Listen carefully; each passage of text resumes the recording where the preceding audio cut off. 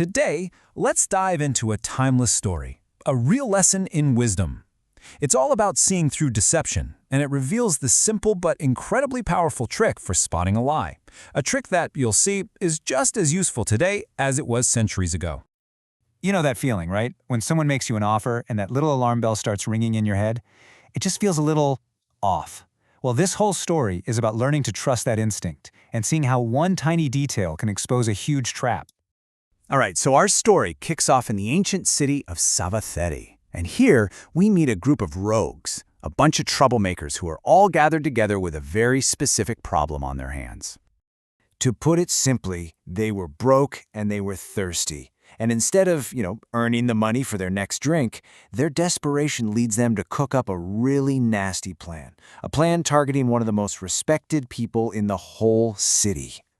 So here's their four-step scheme, and it is pretty sinister. First, they poison a big jar of wine. Second, they're going to wait for this wealthy, well-known merchant, Anathapindika, to walk by. Then, they'll invite him over for a friendly drink. The plan is for him to pass out from the poison so they can just take everything, his robes, his rings, you name it. So the stage is set, the poisoned wine is sitting there, and these guys are doing their best to look friendly and inviting. And right on cue, here comes Anathapindika, walking straight into their trap. But here's the thing about Anathapindika. He wasn't just wealthy, he was wise.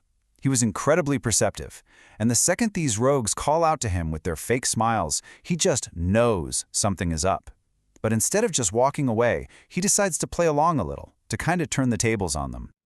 So he walks up calmly, takes a look at their nervous faces, and basically calls them out on their whole wicked plan. His confidence just completely shatters their scheme. They totally panic and scatter in fear. And once the coast is clear, he decides he should probably go tell the Buddha what just happened. Now this is where it gets really interesting. When Anathapindika tells the Buddha the story, the Buddha isn't surprised at all. He just smiles, and he reveals that this isn't the first time this has happened. This is actually an old drama playing out all over again, an echo from a lifelong past.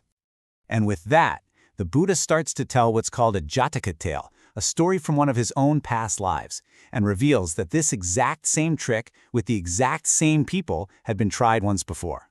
So the story jumps way back in time to the city of Benares.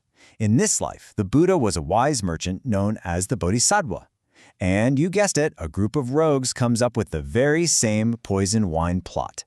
When they invite him over, he's very polite. He says he has some business with the king, but promises he'll be back. And this little delay, it turned out to be an absolutely brilliant move. So after he finishes up at the palace, the Bodhisattva keeps his promise and heads back. He walks up to the rogues who are still just sitting there, waiting with their poison trap. And this is the moment of truth. Now, what's so powerful here is what he doesn't do. He doesn't accuse them. He doesn't get angry. He just observes. He looks at them, at their fake smiles, and then his eyes land on that big jar of wine they're so eager to share. He notices one small, seemingly insignificant detail that unravels their entire lie. So what do you think it was? What's the one thing he saw that told him something was very, very wrong here? And there it is, the key to the whole puzzle. He says this simple verse out loud, basically thinking through it. For all their talk about how great this wine is, not a single one of them had a drink. The jar was still completely full. Let's just break down his logic, because it is so simple and so genius. First, the observation. They're praising the wine, but they haven't touched it. Then, the deduction. If this wine were really as amazing as they said, surely they would have had some while they were waiting, right? The jar would be at least half empty, which leads to the conclusion. Their words are a lie, which means the wine must be a trap. The full jar said it all.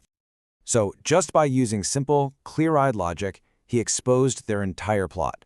He calmly calls them out, and just like before, they flee in shame. The story from the past ends there, but its lesson is the part that's truly timeless. So what's the big takeaway for us? It's actually pretty straightforward. Trust what you see more than what you hear. Always look for the gap between what someone is saying and what they're actually doing. Because as this story shows us, keeping a calm, observant mind is your best defense against any kind of deception. And then the Buddha brings it all right back to the present moment.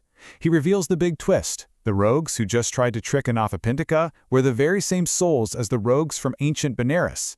And that wise merchant, the Bodhisattva who saw the truth, that was him. It's a wonderful reminder to just look at the world with clear eyes and a calm heart. It's a kind of wisdom we can all practice. Thanks so much for joining me for this explainer. And in the spirit of these teachings, may you all be happy.